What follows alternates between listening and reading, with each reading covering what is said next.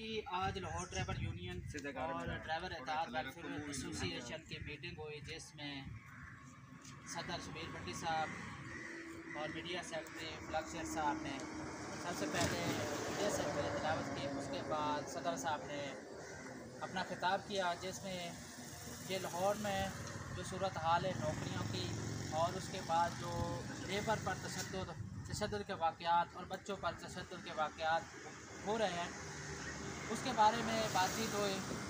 اس کے بعد Lahore driver union کے چیئرمین عبدالقادر خان، انچارج سمر عباس نے اپنا خطاب کیا.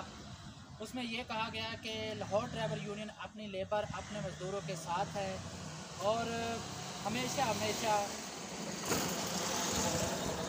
کسی بھی انگہنی صورت میں، کسی ٹینشن میں لاہور ڈرائیور یونین اپنے ممبران حضرات کے ساتھ کھڑی ہوتی ہے.